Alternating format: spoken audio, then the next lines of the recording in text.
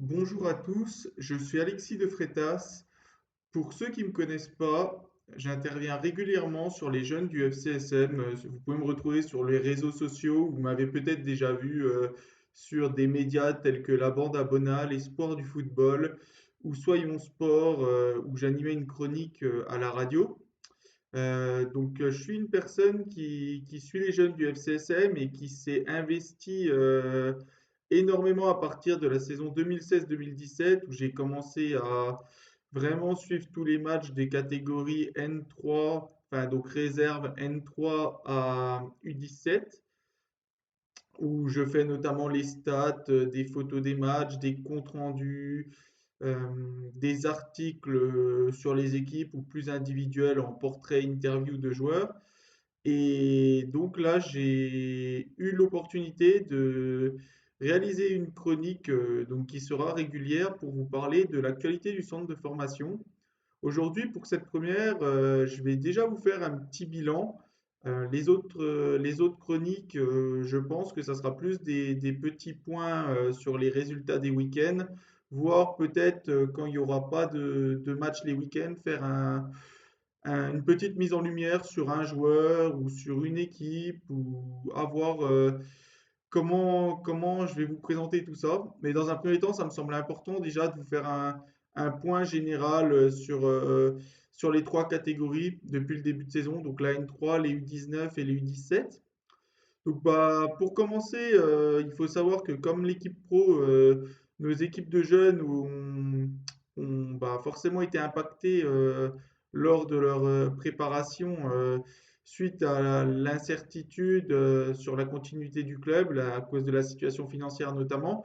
Donc en étant réaliste, il faut se dire que l'objectif de cette saison pour les trois catégories, c'est surtout le maintien, parce que comme vous allez le voir, on a quand même des effectifs assez jeunes. La N3, ça fait quelques saisons où on se maintient, c'est des groupes compliqués, il y a plusieurs descentes, donc avec des équipes beaucoup plus âgées, avec à la fois des réserves, mais aussi des équipes premières qui aspirent à jouer plus haut. Donc c'est pas un championnat facile. Et pour les U19 et les U17, c'est des championnats de qualité. Donc, euh, donc je pense que au début de saison, on aurait signé pour maintenir les trois équipes. Donc sur la Nationale 3, pour le moment, on est plutôt bien placé. Alors on joue bien le maintien comme on l'avait prévu, mais on est 10e sur 14. On a un bilan de 5 victoires, 5 nuls et 7 défaites. Alors on reste sur une série assez équilibrée, on va dire, où on compte au total sur les 5 derniers matchs 2 victoires, un nul et 2 défaites. À savoir que le dernier match, donc, c'était un match nul à Yzeure, à Moulins-Yzeure, où on a fait un partout. C'était un match qui était reporté, parce qu'il faut savoir que comme les pros, on a eu, et surtout en N3, un calendrier assez chamboulé, pas mal de reports, notamment suite à notre terrain pas praticable à la période hivernale. Alors c'est souvent comme ça chaque saison, mais là c'est vrai que ça nous a bougé pas mal de matchs, donc on vient enfin de finir de rattraper ces matchs en retard en ayant affronté Moulins-Iser. Donc sur cette équipe, c'est une équipe qui a des difficultés offensives, une attaque trop peu décisive, à l'image tout simplement des stats où on a inscrit seulement 14 buts, donc on a la plus mauvaise attaque de notre groupe. Ça ne veut pas dire qu'on n'a pas de la qualité dans ce groupe, ça veut surtout dire qu'il manque un buteur. Si on compare aux saisons précédentes, on avait notamment des attaquants avec des stats de buts assez impressionnantes. Je pense à Filet, à Barry ou à Ndiaye. Là, c'est vrai que cette saison, si on compare, le meilleur buteur, il a deux réalisations, donc ils sont plusieurs. On a Atangana qui a marqué son deuxième contre Moulins-Iser, justement. On a Kofi et Makalou, donc, qui sont redescendus quelques matchs, qui ont fait deux, trois matchs avec nous. Et dans les joueurs les plus, on va dire, les plus logiques pour cette équipe, on a Lecollier et Rangeon qui sont à deux réalisations également. Donc c'est beaucoup trop faible pour espérer être plus haut au classement. Le meilleur passeur, c'est lui, Mendes da Silva. Alors Mendes da Silva, il est arrivé cet été, on l'attendait plus pour être avec les U19. Finalement, il se retrouve beaucoup avec notre équipe réserve. Sur, euh, sur l'aspect défensif, on est plutôt on est dans la moyenne. Si je dis pas de bêtises, on doit être la septième meilleure défense avec 22 buts encaissés. C'est un secteur où on va pas se mentir, on s'est quand même pas mal affaibli ces dernières saisons, puisque c'est un secteur où on sortait beaucoup de bons joueurs qu'on a vendus assez tôt. Je pense à Konaté, je pense à Lacroix et dernièrement Kambala, Doumbouya, voire Makosso aussi qui était arrivé. Bon, il est vite monté avec les pros, c'est vrai, mais on s'attendait à le voir peut-être un peu plus en N3 cette saison ou alors avoir des joueurs à sa place. Je pense à Gomis par exemple, qui s'est imposé petit à petit avec les pros avant de ne plus quitter le groupe et là d'être même le latéral gauche titulaire. Et aussi sur le secteur défensif, on peut pousser en disant que Accra aurait pu nous apporter quelque chose. Parce qu'on le voit avec les pros, c'est un joueur qui nous permet quand même d'avoir un équilibre, un profil défensif au milieu qu'on n'a pas forcément. Et c'est vrai que lui aussi, il s'est installé avec les pros. Donc on n'a pas non plus un manque de qualité sur ce niveau-là. Je dirais plutôt que c'est le fait, oui, que à force de vendre les meilleurs des générations, plus d'avoir les montants en pro, forcément, c'est un peu plus compliqué. Néanmoins, on peut quand même constater que c'est assez compensé par des descentes de pro en manque de temps de jeu. Je pense à Sidi Diane qui nous a rejoint cet été et qui est souvent avec la réserve. Je pense à Boris Moltenis qui nous a rejoint lui cet hiver et qui a aidé pas mal en réserve. On a pu avoir aussi Nolan Galvez, Amilcar Silva ces derniers matchs. Donc oui, on a quand même aussi Emilien Griot ça fait un moment qu'il est chez nous et qui connaît déjà ce niveau-là. Donc oui, on a quand même des joueurs qui offrent une certaine expérience pour compenser. Après, comme je le disais en début de chronique et comme on le constate souvent ces dernières saisons, on a quand même un groupe assez jeune que Sylvain Monsoro aligne. Donc, à savoir, si on prend vraiment le groupe utilisé cette saison, on voit qu'on a seulement 4 2003, 13 2004, 4 2005, 1 2006 et 3 2007. Après, si on veut être vraiment précis, on a un total de 13 pros différents qui sont redescendus, mais c'est vraiment que sur quelques matchs et c'est vraiment sur les derniers matchs. Donc, ça peut aussi expliquer les difficultés, parce que pour beaucoup, c'est des jeunes qui découvrent ce niveau-là et qui forcément se frottent à un championnat compliqué avec des équipes beaucoup plus expérimentées. Euh, donc, soit des équipes qui aspirent à jouer plus haut ou c'est leur équipe première, donc qui vont se battre pour la montée en N2 ou alors le maintien, ou alors comme nous, des réserves du centre de formation. Donc, il y a quand même un niveau, on le voit, ces dernières saisons, on a beaucoup plus de mal. Sur les joueurs les plus utilisés, c'est Matteo Pesar qui ressort le plus. Matteo Pesar qui a fait 14 matchs, dont 13 titulaires, si je me souviens bien. Et après, il doit y avoir Prince Monbong aussi, qui a 14 matchs, mais qui a beaucoup moins de titularisation. Il doit être à 5 titularisations, notamment parce qu'il a beaucoup joué ces derniers matchs avec les absences de Matteo Pesar et Martin Lecollier. Matteo Pesar qui est blessé et Martin Lecollier qui est souvent conservé avec les pros, même si il n'est pas dans le groupe et il ne joue pas. Mais ces derniers matchs, comme les pros ont eu pas mal de matchs reportés, donc on a eu un chamboulement de calendrier, on l'a aussi gardé à disposition au cas où. Donc sur l'équipe alignée principalement par Sylvain Monsoro, on constate que au cage, sans surprise, c'est Dosso qui a joué le plus. Donc Dosso, c'est le troisième gardien des pros. Ces derniers temps, il y a un peu Valette qui est redescendu. Il y a aussi Popo qui joue pas mal, le gardien polonais, en concurrence. C'était le cas notamment au dernier match contre Moulin-Iser. Après, la défense, on a principalement sur le côté droit Sidi Diane, doublé par Mauricio Gonzalez. Mais Diane a beaucoup joué et à ce poste de latéral. Lenitella à gauche, sans grande concurrence. Euh, En défense centrale, c'est souvent Griot et Ranjon qui ressort, même si ces derniers temps, Griot est souvent sur le banc et on y retrouve Moltenis. On a Atangana qui est le capitaine de cette équipe au poste de milieu défensif, qu'on a vu un peu avec les pros, qui avait dépanné. Atangana, il était parti cet été et il est au final revenu au début de saison. Il était parti tenter sa chance, voir s'il allait trouver un projet qui aurait pu lui proposer un contrat pro.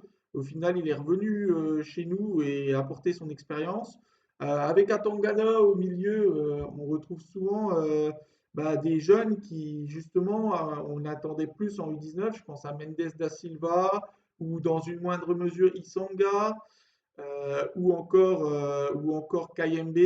Un peu, un peu plus haut, on a Majdi qui est souvent utilisé au poste de 10. Sur les côtés, pas trop de surprises, c'est Pézard et Le Collier qui jouent le plus, même si Monbong ces derniers temps les a rattrapés en total match joué, puisqu'avant il faisait pas mal d'entrées et ces derniers temps, donc comme les deux sont absents, il est souvent titulaire. Le poste où je dirais c'est le plus compliqué, c'est vraiment le poste de neuf où on n'a pas forcément un joueur qui a enchaîné les titularisations toute la saison. On a eu Botulama qui a dû être le joueur qui a le plus joué, suivi de Lubao. Après, il y a eu quelques pros aussi qui ont dépanné à ce poste-là, mais c'est vrai que ça confirme un peu le fait qu'on ait des difficultés offensives aussi. On n'a pas forcément un attaquant qui s'est installé, un attaquant de pointe qui s'est installé, même si c'est deux joueurs très intéressants, Botulama et Lubao, qui sortent de deux belles saisons la saison dernière. Euh, ça va être intéressant de les suivre. Maintenant, il faut leur laisser du temps. C'est vrai que on attendait peut-être plus Pézard et Le Collier. Pézard qui manque de stats cette saison. Néanmoins, il a quand même une bonne participation dans le jeu.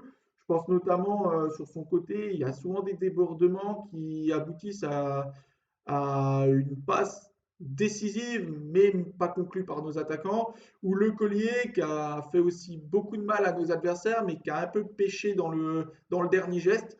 Mais Le Collier qui est très combatif, qui a vraiment une bonne mentalité, qui est très travailleur, qui est très à l'écoute.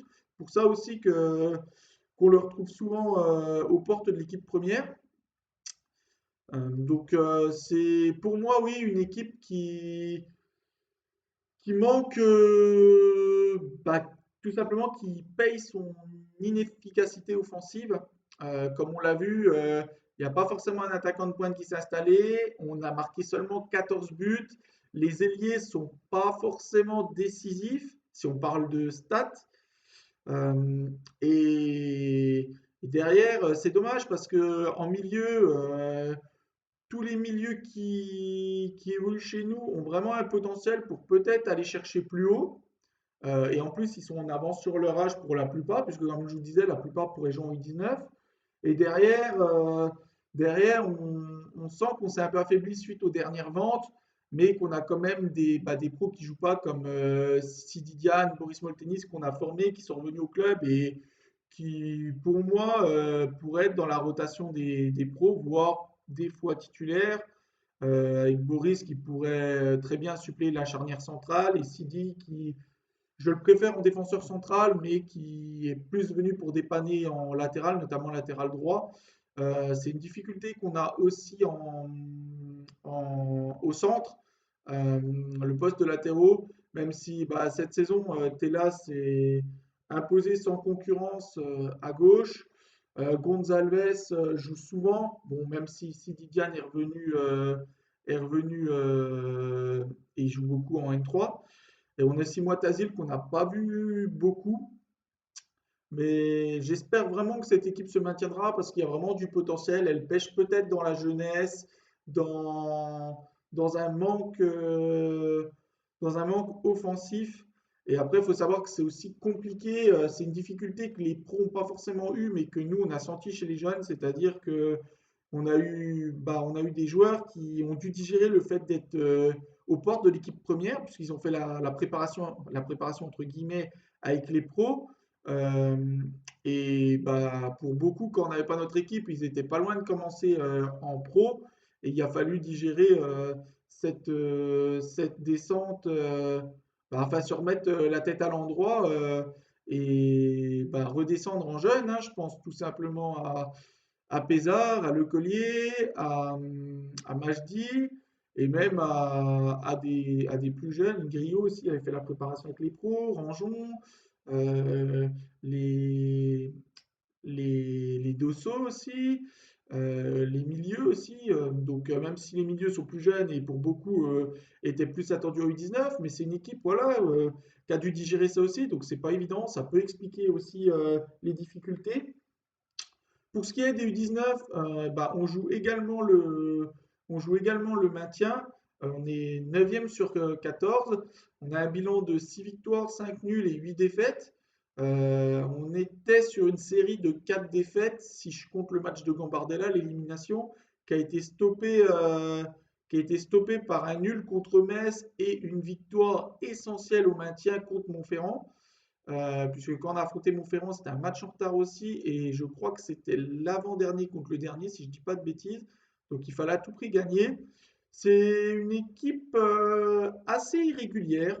Euh, donc on est un peu déçu parce que c'est une équipe qui a de la qualité, notamment bah, au milieu, comme on a vu, où il y a beaucoup de joueurs qui jouent déjà plus haut et qui a des individualités offensives. Je pense notamment à Robinho Vaz, à Noah Koto Muyema, des joueurs qui s'étaient déjà distingués en U17 euh, et en U19 aussi. Et même pour Robinho, on l'a eu aussi avec les pros. Donc il y a des individualités devant, il y en a aussi au milieu, notamment au milieu où ils sont déjà montés plus haut pour la plupart. On a un bon gardien, Diarra, qui était venu pour amener de la concurrence même en pro dans les postes de doublure et qui apporte une solidité en U19. Maintenant, le secteur où je trouve qu'il y a le moins d'individualité, c'est peut-être la défense. Et pourtant, c'est notre point fort puisqu'on a la troisième défense avec seulement 25 buts encaissés contre la dixième attaque avec 23 buts, si je ne dis pas de bêtises. Au niveau des meilleurs buteurs, bah, on va retrouver Selim Pélissard et Robinho Vaz qui sont à 5. Et le meilleur passeur, ça doit être Joseph qui doit être à 3. Même s'il y a une passe qui faisait un peu débat, il me semble, parce qu'il avait fait une passe qui avait été déviée, enfin ralentie par un défenseur, qui est retourné sur un attaquant sochalien. Mais bon, c'est pas non plus surprenant de voir Victor Joseph qui avait fait aussi la prépa avec les pros et qui avait montré des bonnes choses en U17. Donc ouais, c'est un peu frustrant parce qu'il y a de la qualité, il y a des individualités, c'est assez solide aussi collectivement, mais on sent que ça manque de régularité. Peut-être par moment entre guillemets, on sous-estime un peu l'adversaire, où on se relâche. Et ça se traduit un peu par des résultats en dents de scie où on a des bons résultats, on a fait des bons résultats contre les gros. Et à contrario, on a fait des mauvais résultats contre les plus faibles. Et ça, c'est dommage quand on joue le maintien. Donc c'est ça un peu le regret, quoi. Après, on a quand même un groupe très jeune aussi, il faut le dire, parce que bah, vous allez voir, Pierre-Alain Fouet, il a utilisé 11 2005, 9 2006 et 8 2007. Donc, sachant qu'en plus, comme je disais tout à l'heure, c'est pas forcément les 2005 les plus actifs, puisqu'il y en a beaucoup qui sont avec la réserve, et il y en a aussi qui sont bah, dans la rotation, qui sont pas titulaires, sur le banc, voire des fois pas appelés. Donc, bah, le meilleur exemple, c'est le joueur le plus utilisé, c'est Dodé. C'est un 2006. au poste de latéral. C'est un 2006, et il a joué 19 matchs. Et comme quoi, c'est pas le plus ancien de l'effectif, quoi. Bah, sur le 11, pour vous faire une image, bah, au cage, c'est Diarra, pas surprenant puisque lui, il venait avec une idée de concurrencer nos gardiens pro. Sur les côtés, c'est principalement Patricio Dodé. Patricio, après, il faut savoir que lui, c'était un U17 qu'on a monté. Donc, quand il n'est pas là, il y a Moustaphique qui dépanne aussi en latéral. Il peut jouer central et latéral. En défense, on retrouve beaucoup défense centrale. C'est souvent Gareth et Bossi. Gareth, il est arrivé un peu plus tard au début de saison, mais un peu plus tard pour renforcer le secteur. Jérémy Bossy, bah, c'est c'est le capitaine, c'était le capitaine du début de saison et bah, un des joueurs du coup les plus expérimentés, on va dire, de cette défense. Après, on a un milieu défensif, on a Léal Moreira qui est arrivé lui cet été. Très bonne pioche à l'image de Mendes da Silva. C'est un joueur qui s'est vite imposé, qui a montré de la qualité et qui, je pense aussi, on va vite le retrouver plus haut. Euh, Avec lui, bah, on a Selim Pelissar aussi qui a fait quelques matchs avec la réserve aussi, qui confirme bah, ses belles saisons depuis son arrivée à Sochaux. Donc Selim Pelissar, c'est pas surprenant de le voir être un élément majeur de cette équipe U19 et de le voir aussi en réserve. Et on a aussi Victor Joseph au milieu c'est pas une surprise non plus. Il a une grosse marge de progression. Il avait fait une belle saison au U17. Il avait fait la prépa avec les pros. Maintenant, c'est vrai qu'on attend beaucoup de lui. Je pense qu'il est capable de faire encore mieux. Mais oui, c'est un joueur qui a des qualités, qui les a vite montrées. Et bah, qui, je pense aussi, s'il est régulier, s'il confirme, pourra aller plus haut aussi.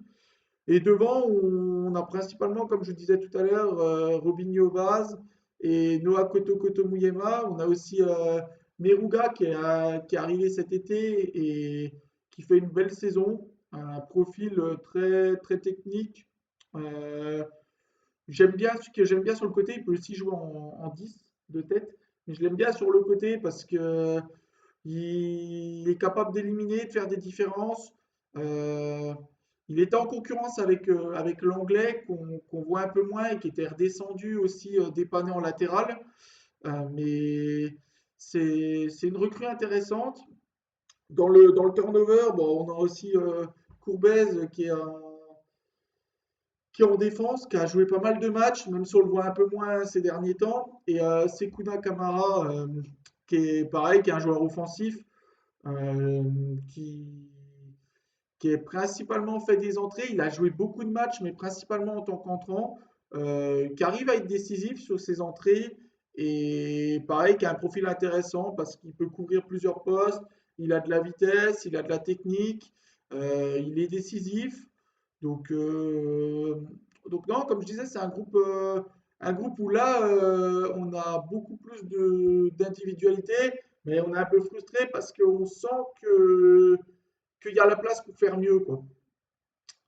Pour les U17, bah, c'est la bonne surprise de cette saison. C'est une équipe qui est actuellement sixième sur 14, mais qui est à 3 points du deuxième. Alors, c'est une équipe qui a souffert un peu en début de saison, ce qui n'est pas illogique, mais qui compte maintenant un bilan de 8 victoires, 7 nuls et 4 défaites, et qui reste sur une série de 10 matchs sans défaite. De tête, je crois que leur dernière défaite, c'était fin octobre, ça devait être le 22 octobre, quelque chose comme ça. Donc, une équipe vraiment costaud, bien équilibrée, bah, qui a su trouver ses repères. Il y a vraiment un bon équilibre dans cette équipe, puisque offensivement, bah, c'est la cinquième attaque avec 31 buts et c'est la septième défense avec 29 buts encaissés. C'est une équipe qui compte autant de 2007 que de 2008. Je crois qu'on a un 2008 de plus que de 2007. Il doit y avoir 12-2008 et 11-2007 d'utiliser par Michael Isabet. Sur le plan individuel, pas trop de surprises. Le meilleur buteur, c'est Kilutu avec 8 buts et le meilleur passeur Carsanti avec 5 buts. C'est des joueurs qui avaient déjà fait leur preuve en U17 la saison dernière. Kilutu notamment qui nous avait bien manqué l'année dernière. Il avait eu des soucis administratifs et il avait pu jouer que la deuxième partie de saison et on avait senti la différence. Je pense aussi que cette équipe, elle est aidée par une génération 2007 qui a grandi plus vite que prévu, qui a été forgée parce que l'année dernière, on avait joué le maintien dans les 3 dernières journées du championnat U17 avec cette génération-là. Et, et du coup, je pense que ça les a fait grandir plus vite. Ils ont compris beaucoup de choses. Notamment l'année dernière, on avait de la qualité, beaucoup de qualité individuelle, mais on avait une équipe qui était moins collective. Et on a parfois, je pense, sous-estimé le niveau du championnat. Et du coup, on s'est fait peur et on s'est maintenu. Bon, après, c'est vrai qu'on a été plus sérieux sur la fin de saison et on s'est maintenu, du coup, assez facilement finalement, alors que ça se jouait dans les 3 dernières journées. Bon, après, pour leur défense, c'est vrai aussi que il y avait eu un changement de coach avec Michael Isabelle qui était arrivé en cours de saison. Donc, Michael Isabelle, c'est pareil, il a fallu le temps qu'ils mettent ce qu'ils voulaient mettre en place. Il y a eu beaucoup de changements, on changeait souvent de 11, souvent de joueurs, les joueurs changeaient même de poste. Donc après, ça prend du temps à faire aussi, ça prend du temps à faire une équipe, mais j'ai dit que c'était une belle surprise quand j'ai présenté cette équipe. Pas forcément en fait, parce que j'avais discuté avec des connaisseurs aussi sur cette équipe et on s'attendait vraiment à quelque chose cette saison, même si avec la prépa tronquée et le début de saison compliqué, forcément, on est obligé de revoir les ambitions à la baisse. Mais ça fait plaisir de voir que cette équipe s'est bien relancée et maintenant, clairement, peut jouer un rôle pour cette deuxième place, quoi, puisque Torcy est une belle équipe, mais c'est parfois irrégulier, donc je pense qu'il y a une carte à jouer. Au niveau des joueurs, c'est Joshua Afro, le joueur le plus utilisé avec 19 matchs, 17 titularisations, 2 entrées. Et moi, j'aime bien cette équipe parce que, comme je disais, elle est vraiment équilibrée. On a des 2008 qui ont bien suppléé les 2007 et 2008 qui se sont vite imposés sur le secteur défensif, avec beaucoup qui sont passés directement titulaires. Et sur le secteur offensif, quand on était peut-être un peu plus en difficulté, ou du moins un peu plus attendu, je pense notamment à Afro qui a fait un gros début de saison et qui a été un peu moins décisif, ou Kilutu et Karsanti qui étaient vus comme les menaces de cette équipe et qui ont été du coup plus surveillés. On a nos 2008 offensifs qui sont arrivés au bon moment et qui ont su être décisifs et engranger de plus en plus de temps de jeu. Je pense à Boulif, je pense à Guetou, je pense à Montieu, je pense à Sali. Donc, donc c'est là qu'on voit qu'il y a vraiment un vrai groupe qui a été bien construit.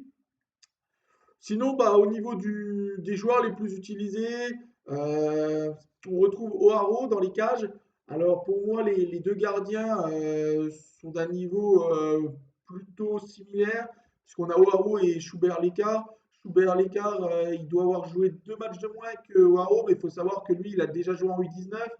Donc pour moi, on n'a pas forcément un gardien qui se démarque, c'est surtout on donne du temps de jeu aux deux. Derrière, on a Kudjat qui confirme sa grosse saison dernière. C'était vraiment un des meilleurs joueurs de l'équipe. Bon, il a été freiné par une blessure. C'est dommage parce que il portait vraiment cette équipe. On a Fofana qui est arrivé cet été et qui s'est imposé sur l'autre poste en latéral et je crois qu'il peut d'ailleurs dépanner sur les deux postes. Il nous a aidé sur les deux postes, donc c'est très intéressant. En défense centrale, on retrouve principalement Dabo Papin et Nzouzi. On a aussi des joueurs intéressants. On avait Ben Abdallah qui avait montré des bonnes choses et qui a eu une rupture des ligaments croisés, malheureusement. Et on a aussi Ndilou qui a été gêné par les blessures. Donc on a vraiment une charnière centrale où c'est pareil, on peut se permettre de faire du turnover avec des joueurs de bon niveau et de niveau similaire. En milieu défensif, on retrouve principalement Camara qui a joué beaucoup. On a Mohamed Karou aussi qui lui peut jouer à beaucoup de postes, peut dépanner en défense centrale, peut jouer en 6, peut jouer un peu plus haut aussi en 8. Enfin, il peut couvrir beaucoup de postes. Donc, bah, c'est un très bon joueur aussi, que moi j'avais été observé avant qu'il signe à Sochaux. Euh, donc je suis pas forcément surpris. On a Delphis aussi, donc le frère d'Adrien, qui a joué beaucoup là, qui a un peu, bah, qui joue plus ces derniers matchs, mais qui était un élément qu'on attendait beaucoup dans cette équipe. C'est un joueur, bah, comme son frère l'était, très technique, qui en fait peut-être parfois, bah, peut-être un peu trop individuel, c'est peut-être là-dessus qu'il peut progresser, mais sinon c'est un très bon joueur de ballon. Et puis bah, devant, comme j'ai dit tout à l'heure, Kilutu, Karsanti, bah, qu'on attendait déjà, qui avait déjà fait une belle saison dernière, donc qui était attendu, et Joshua Fro bah, qui du coup lui était principalement l'attaquant de pointe titulaire de cette équipe, qui avait fait un gros début de saison en termes de stats, et ces derniers temps, il était moins décisif, il était un peu sur le banc, et là il a marqué au dernier match contre Bourg-Péronas. Donc ça va nous faire du bien, mais je vois pas forcément de points faibles dans cet effectif. C'est ce qui me fait dire que l'équipe peut aller loin. Et quand il y a un groupe complet comme ça, avec deux générations équilibrées et qui arrivent à se compléter quand, bah, quand il y a des joueurs qui sont un peu moins bien ou qui ont besoin de souffler, je vois pas ce qui pourrait nous arriver. Donc pour moi, on va décrocher un maintien assez tranquille dans cette catégorie et j'espère vraiment qu'on pourra aller au moins embêter Torcy et les équipes, donc le troisième, le quatrième, le cinquième qui nous séparent de Torcy et qui sait peut-être aller chercher bah, une phase finale de championnat en se qualifiant. Ça serait une belle récompense pour le groupe et pour la combativité du club en général.